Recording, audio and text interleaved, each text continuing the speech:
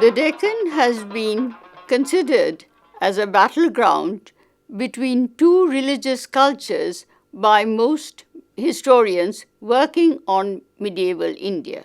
The river Krishna was considered to be the historiographical dividing line between Vijaynagar, which provided the Hindu bulwark, and the Bahmani Kingdoms, which was ruled by successive generations of Muslim Sultans.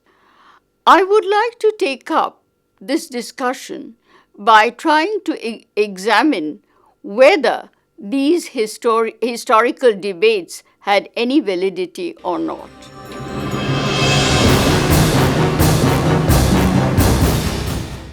I would like to begin with the foundation of the Bahmani Kingdom. Its founder was an Afghan whose name was Alauddin Hassan. He was patronized by a Brahmin named Gangu, and for a long time he was known as Gangu Hassan. Later, he himself took the title of Alauddin Hassan Bahman Shah. He claimed that it was after a half-mythical hero from Iran, Bahman Shah, that he derived his name. But some historians claim that it was actually after his Brahman protector that the name was given to him, but the kingdom ultimately came to be known as the Bahmani Kingdom. Now, the Bahmani Kingdom actually was continuously in conflict with Vijaynagar.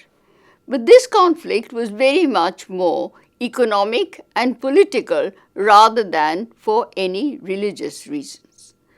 The areas over which the conflict occurred were mainly three. One was the Tungabhadra doab. This was extremely fertile, but apart from that, it also controlled some of the trade in the area. The other was the Krishna-Godavari Valley, and the Krishna-Godavari Valley had some of the ports located there, from which the products of the region found an outlet. Finally, the third and the most important area was what was known as the Maratha country or the Konkon coast, where Goa was situated. Now, through this area came actually the horses, and these horses were from Iran and Iraq. India did not breed very good war horses, so this was extremely important, and both sides were contending for these regions. Now, the war continued for a long time, and we find in the reign of Devarai I, when Firoz Shah was ruling Bahmani Kingdom, that the war actually came to a particular point. Now, during this period when Firoz Shah and Devarai were fighting, Devarai actually slaughtered an entire garrison of the Bahmani soldiers. And Firoz Shah was so angry that he decided that he was going to invade Vijaynagar himself. The Bahmani army came into Vijaynagar, and the Vijaynagar army retreated into the forest area. But war still continued. And finally, both sides were exhausted, and a treaty was concluded in 1367. The importance of this treaty is that it provided a kind of a landmark in the conflict of Vijaynagar and Bahmani kingdoms. It also gave the history of Deccan a significant point to remember regarding how military ethics were to be conducted. It was decided for the first time that no aggression was to be carried on in either countries where totally helpless, unarmed men, women and children were to be slaughtered. Now, naturally, these clauses were not agreed upon in the later years, but that a humane approach was being taken to wars in general definitely came to the forefront. Apart from that, Devarai I was made to give a lot of money, pearls, elephants, and also a daughter in marriage to Firoz Shah. Now, this marriage alliance is also very significant in the history of the Deccan. It's not that marriages had not taken place between the Muslims and the Hindu rulers before. But in this particular marriage, there was a great deal of pomp and grandeur. And it is said that a particular ritual was followed which made it clear that the Bahmani kingdoms were being accepted not only as equal but as a relationship with two groups of ruling classes which were acceptable to both. Firoz Shah, after he walked in to the marriage panel, he was met by Devarai, and the two rulers moved down, and then the entire clan of the Vijaynagar ruling families joined them, and they met in the hall where the marriage was to take place. This was in some ways ritualization of diplomatic behavior. But that this was being done shows very clearly that the conflict was not confined within narrow Hindu and Muslim political spheres only. Now, what needs to be remembered is that the two kingdoms, in spite of their marriage alliances, in spite of the various treaties that they signed, were able to come to a kind of understanding so that wars would not take place at all. Wars were continuing, but in between what happened was the developments of these kingdoms. I will confine myself more to the development of the Bahmani kingdom as it occurred during Firoz Shah and his successors. Now, Firoz Shah was very much a learned man. He knew many languages, and it is said that he had many wives. His harem was full of women from different countries, and he was able to converse with each of them in their own mother tongue. For example, he not only knew Persian, Arabic, and Turkish, but he also knew Kannada and the southern languages. Now, this very erudite man was also a great patron of art and architecture, particularly architecture. He had huge mosques built, and he had a city built known as Firozabad. Now, all this showed that Bahmani kingdoms were undergoing a period of prosperity. But on the other hand, what we find is wars were also continuing. And after a period when Firoz Shah was defeated by the Vijaynagar army and contingent, he was forced to abdicate in favor of his brother Ahmed Shah. Ahmed Shah was a man who was considered to be very much more pious than Firoz Shah. But at the same time, Ahmed Shah realized that the Bahmani kingdom must keep on expanding. And if that meant that they were going to fight with the Muslim powers in the south and the Deccan, they were prepared to do so. One of the important developments during the period of Ahmed Shah was Warangal, which had at one point helped the other enemies of the Bahmanis, was now taken up as a target, and Ahmed Shah marched against Warangal and actually tried to defeat them. So you see, the arena of war was continuously expanding. But even then, during this period, there were also other developments. For example, during this period, a Persian adventurer rose to power.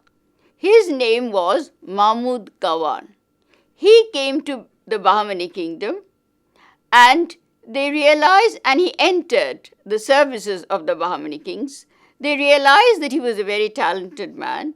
He was picked up and given a title, Malik ul Tuzar, but after a while he became the prime minister and was called Peshwa. Now, Malik Gawan was a very learned man. Apart from that, he was also a very good administrator. He divided the kingdom into various districts which were called tarafs, and these were now being governed by men who were known as tarafdars. Now, this kind of an administrative setup was very important for a country which was trying to centralize its powers. So, in a way, men like Muhammad Gawan brought in ideas from outside the Bahmani kingdom, but at the same time, having applied them and brought it under a cohesive system, they made the prosperity of Bahmani kingdom absolutely sure. After a particular period, Mahmud Gawan had to come up against the hostility of the nobles.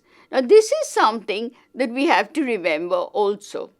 In the politics of Deccan, it was not only countries fighting other countries. That is, it was not Bahmani kingdom fighting Warangal or the Bahmanis fighting the Vijaynagar people, but there were internal fights and dissensions taking place all the time.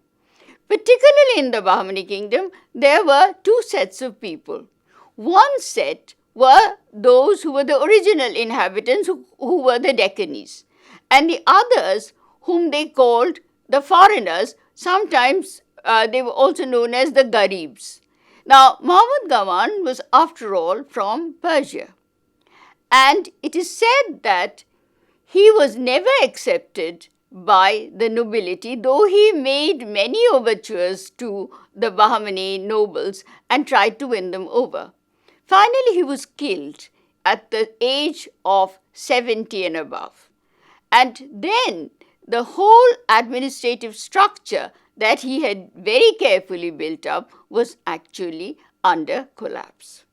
Now, after this, what we find is that the Bahmani kingdom was slowly disintegrating, and a large number of smaller principalities were vying for power among each other. The three which became very important was Bijapur, Golconda and Ahmednagar. The areas around which they fought were actually Sholapur and a few other territories that belonged to the Bahmani kingdom as well as to the Vijaynagar kingdoms. But they were able to do one thing. All these powers at one point were able to combine, and they defeated the Vijayanagar kings at a battle called Banihatti in as late as 1565. It was in 1565 that finally the Vijayanagar Empire collapsed and gave way to these smaller kingdoms which were coming into power and who ultimately fought against Akbar.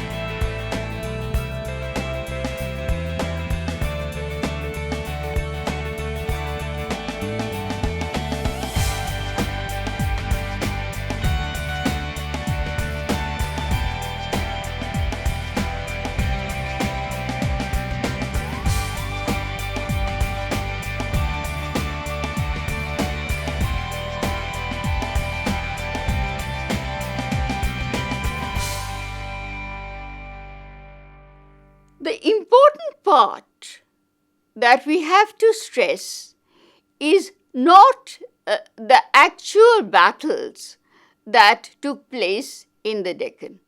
What we have to try and analyze are the different characteristics of Deccani politics from the other regions. One of the most important factors that has been noticed by historians is that this was not a war between Hindus and Muslims, that there was two expanding powers who were fighting for commercial, economic, as well as political sovereignty, in that they aligned with whoever came in their way. One was the Marathas. The Marathas had for a long time been employed by the members of the Bahmani ruling families as administrators, and quite a few of them were the Marathi Brahmins. In the later period, we find that they had gained more in terms of their political power. In some ways, they acted as a kind of a contrast to those who were coming in from Iran. And those who were coming in from Iran were also members of the Shia community. So actually, the Deccan politics, both in terms of its internal affairs and in terms of its exposure to foreign culture, was actually much larger than we have imagined. The Marathas appeared later on to be a force which was there definitely to contend with by the Mughals in the Deccan. But at the same time, the coming in of the Shias also proved an important point, because once the Shias were leaving Iran, they found greater patronage under Akbar when he became the emperor of the Mughals. But the fact that they had settled in the Deccan first gave them an earlier opportunity. The second thing that we have to remember about Deccan politics is that it was not limited only to their geographical region. It was also linked with what was happening in northern India. Thus, the transformations in the administrative structure and the political changes that were occurring in North India definitely had a bearing on what was happening in Deccan. The third is a very much more cultural phenomena. This was the arrival and the spread of Sufi doctrines in the entire country. It is quite true that the Sufis had come to northern India and had settled down in Delhi. These Sufis were offering an alternative to the orthodox Islamic culture that prevailed in the region. We find that some of the important Sufis who were followers of the Chishti order had also come to the Deccan, and the Bahmani rulers had given them protection. They had also offered them land and let them settle down in terms of hermitages. And the Deccan, therefore, particularly the Bahmani Kingdom, became an important center of Sufi religious authority, which was considered to be unlimited.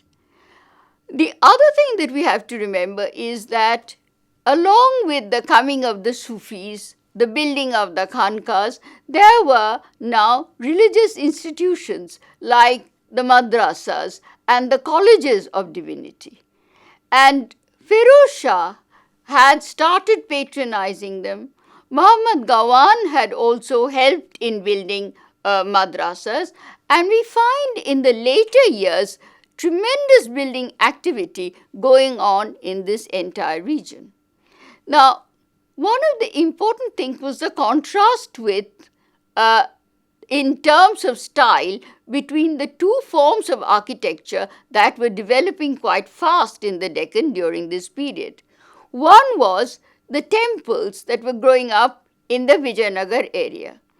And not only temples, but even palaces and other structures which were secular were actually illustrated and decorated with a lot of plastic exuberance, that is, figurative motifs and vegetal and ornamental drawings. Whereas the architecture that was followed in the Deccan was actually what was brought from Iran and from Central Asia. It had a definite Islamic character. The arches, the domes, and the use of building materials like cement and mortar gave it a different kind of a look altogether. There was a penchant for light and space, which was not there in the temples. And this again opened up the whole scheme of architecture into another area. Now, what I would like to take up here is also the fact that Islam, in the way that it developed in the Deccan, formulated what historians like Eaton have called an Islamicate culture, not something which is hidebound or narrowly confined within a kind of an Islamic cultural zone, nor did it have a kind of a political hegemonic center in Delhi. This broadening or opening up of Islamic cultural zones made Islam, particularly the Sufi culture, into a civilizing factor. And this was to be seen more and more in Deccani art. In the later period, in the period of the Adil Shahs, we have a new language in painting developing, a Victorian language where the dynastic exploits and epic victories of the Deccani Sultans are actually taken into account and which are being illustrated. So, this entire area became a center of alternative culture which included both the mystic influences of Hinduism and the Sufistic mysticism of the Central Asia, and brought them all within multiple cultural strands. And this was celebrated over and over again by all the Muslim divines of the period and even the men who wrote the history. Now, the question to which I shall come back in terms of my conclusion is that why was this attitude adopted by historians of medieval Deccan that the river Krishna was actually a historiographical dividing line between a Hindu Deccan and a Muslim Deccan. This actually came from some of the medieval historians of the Deccan themselves. These men like Tabatabai, like Ferishta, were people from Iran, and they saw this whole region as a place of cultural colonization. They looked upon the non-Muslims as infidels, and those who were of an inferior educational breed as completely subservient to what should be the Islamic cultural norms of the ruling class. But even while their writings celebrated in a kind of epic form the victories of their patrons, they were being sucked into the regional political literature which gave rise to another kind of historical consciousness. So while one group of historians saw in the Deccan the conflict between two cultures, another group of historians who were looking at the popular culture of the region, the growth of a regional language, regional art, found in the Deccan the ground where the two cultures met.